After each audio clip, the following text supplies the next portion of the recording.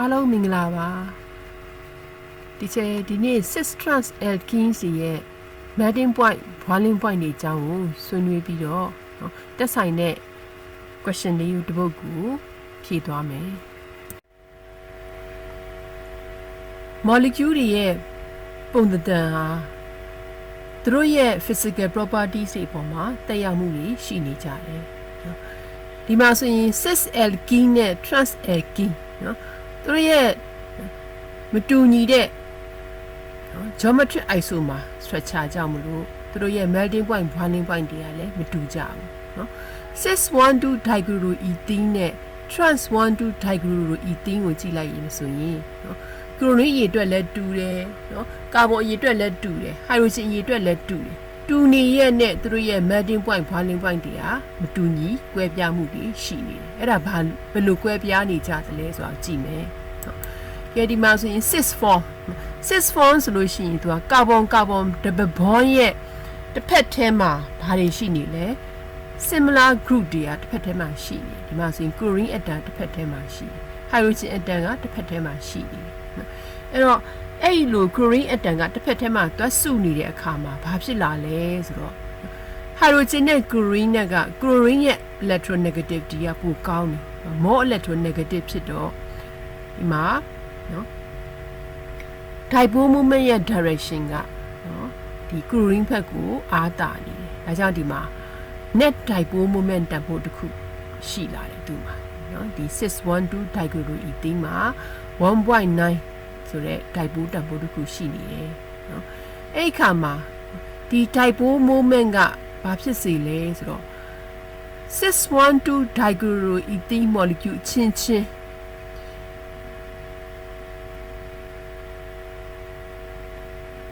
molecule တစ်ခုနဲ့တစ်ခုကြားမှာ dipole attraction ကိုပြင်းထန်စေတယ်။အဲ့ခါမှာဘာဖြစ်လာမလဲ။သူတို့ရဲ့ boiling point ကမြင့်တက်လာတယ်။နော်အဲ့တော့ boiling point က60 degree Celsius နော် melting point ကတော့ -80 degree Celsius ရှိနေ။ကဲ transform ကိုတွကြည့်လိုက်တဲ့အခါကျတော့ဘယ်လိုဖြစ်နေလဲ။နော် transform ဆိုတာနော် similar group တွေကနော် carbon double bond ရဲ့ opposite side မှာရှိနေတယ်နော်ဒါဆိုရင်သူကကျတော့နော် electron ဆွဲအားချင်းမျှတယ်နော် symmetry ဖြစ်နေတယ် electron ဆွဲအားချင်းမျှတဲ့အတွက်ကြောင့်မလို့သူတို့ရဲ့ dipole တန်ဖိုးတွေကတစ်ခုနဲ့တစ်ခုခြေဖြတ်သွားကြတဲ့အခါမှာသူတို့မှာ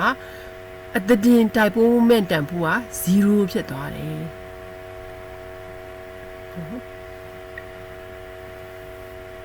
အဲ့တော့သူ့ရဲ့ structure တိဆောက်ပုံက symmetrical ဖြစ်နေတယ်เนาะ balance ဖြစ်နေတယ်เนาะ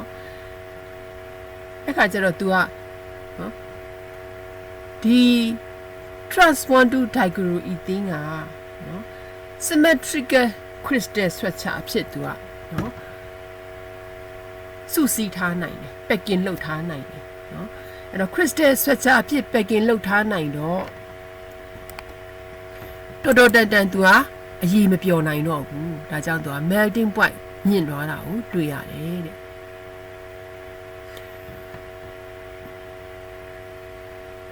အဲ့တော့ cis 1,2 dichloroethene ကနော်အတည် dipole တန်ဖိုးတစ်ခုရှိရယ်ဆိုတော့သူက polar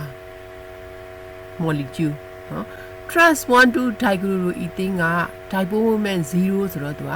non polar molecule နော်အဲ့တော့ပုံမှန်ဆိုလို့ရှိရင် polar နဲ့ non polar ဆိုရင် polar molecule တွေက boiling point melting point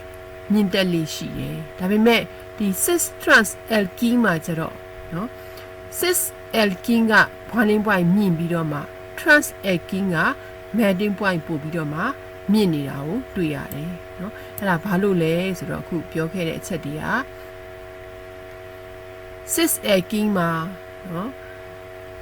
အတည် dipole တန်ဖိုးရှိတော့နော် molecule ချင်း intermolecular dipole interaction ကနော်အဲ့ဒီ molecule ရဲ့ boiling point ကိုတိတိတတ်တာမြင့်တက်သွားစေတယ်ဒါကြောင့်မလို့ cis alkene မှာ boiling point မြင့်နေတယ်နော်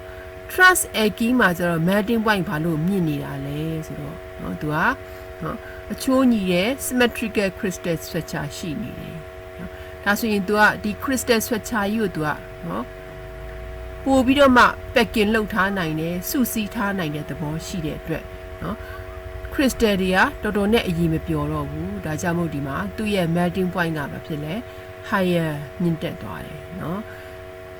6-4 နဲ့ဆိုင်ရင်သူ့ရဲ့ melting point က transform မှာပို့ပြီးတော့မှမြင့်တက်လာတာကိုတွေ့ရတယ်တဲ့2016 question လေးတစ်ပုဒ်ကိုကြည့်လိုက်မယ်သူက statement ၄ခုပေးထားတယ်အဲ့ဒီမှာ true false တွေကို combination နော်လုပ်ထားတယ်ဒီမှာ choice လုပ်ရမယ်နော်ကဲနံပါတ် A ကဗာမေးထားလဲဆိုတော့ alkanes are readily oxidized with aqueous potassium permanganate acidified with sulfuric acid alkanes တွေက regular စွာဓာတ်တိုးနိုင်တယ် alkanes တွေကဘာ reaction ကိုပေးနိုင်တာလဲ substitution reaction ကိုပဲပေးနိုင်တယ် substitution reaction ဆိုတာဘယ်လိုမျိုးလဲဥပမာအဖြစ် methane နော် chlorine နဲ့ပေါင်းစပ်တဲ့အခါမှာ hydrogen atom နေရာကို chlorine ကစားထိုးဖလှယ်လိုက်တဲ့အခါမှာ methyl chloride CH3Cl ရမယ် hydrogen chloride ဓာတ်ငွေထွက်လာမယ်နော်ဒါဆိုရင် statement A ကဘာဖြစ်မလဲ false statement ဖြစ်မယ်ကဲ B ကဘာပြောထားလဲfor straight chain alkanes နော် straight chain alkanes ဒီမှာတဲ့နော် the larger the number of carbon atoms နော် carbon အရေအတွက်တိုးလာတာနဲ့အမျှ boiling point မြင့်တက်လာပါတယ်တဲ့နော်ဒါ alkane ရဲ့ physical properties မှာငါတို့ပြောခဲ့တယ်နော် alkane မှာနော် molar mass များလာတဲ့အခါမှာနော် straight chain alkane မှာ molar mass များလာတဲ့အခါမှာ boiling point မြင့်တက်လာတာကိုတွေ့ရတယ်နော် molar mass များလာတယ်ဆိုတာကာဗွန်အရည်အတွက်တိုးလာတာနဲ့အတူတူပဲဒါကြောင့်မလို့ statement B ကဘာဖြစ်မလဲ true နော်ကဲနံပါတ် C trans alkene နဲ့ cis alkene နော် with the same number of carbon atoms တဲ့နော်ကာဗွန်အရည်အတွက်တူတဲ့ cis alkene နဲ့ trans alkene တို့ဟာတဲ့ melting point တူကြပါတယ်အဲ့တော့တူသလားဆိုတာငါတို့ပြန်ပြီးတော့မှသုံးသပ်မယ်နော်အဲ့တော့ cis alkene cis form ဆိုတာနော်ကာဗွန် double bond ရဲ့ same site မှာ similar group တွေရှိတာကို cis alkene လို့ခေါ်တယ်နော်အဲ့တော့ဒီ cis alkene မှာဆိုရင်ဒါ 1,2-dichloro ethene နော်chlorine atom ကတစ်ဖက်ထဲမှာစုနေတဲ့အတွက်နော် electronegativity ဆွဲအားက chlorine ဘက်ကိုဆွဲအားတာနေတယ်ဒါကြောင့်ဒီမှာအသဒင်တိုက်ပိုးတန်ဖိုးတစ်ခုဖြစ်လာတယ်နော်အဲ့ဒီဖြစ်ပေါ်လာတဲ့အသဒင်တိုက်ပိုးတန်ဖိုးကနော်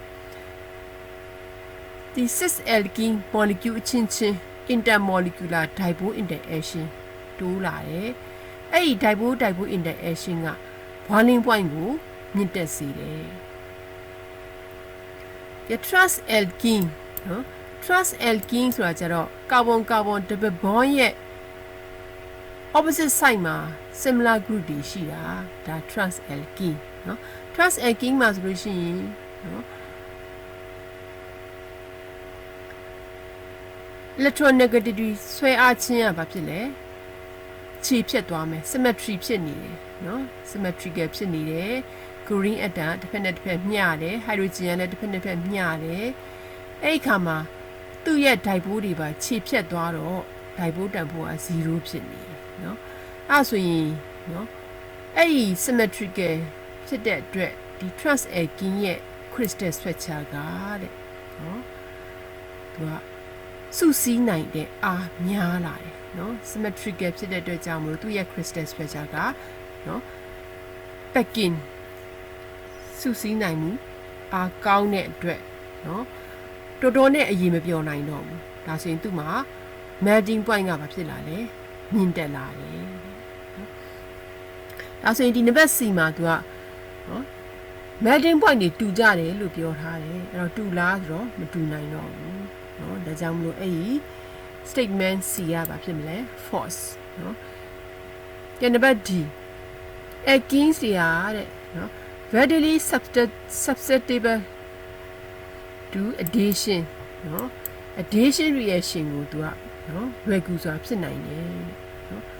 အဲ့တော့မှန်တာပေါ့နော် alkenes မှာ double bond ပါတယ်နော်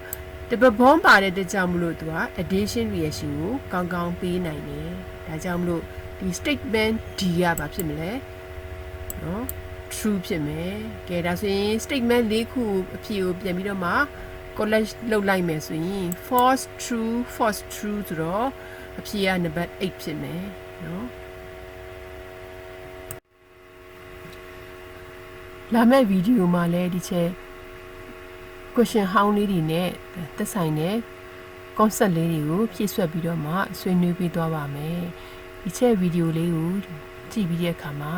subscribe လုပ်ပေးဖို့လည်းမမေ့ကြနဲ့နော်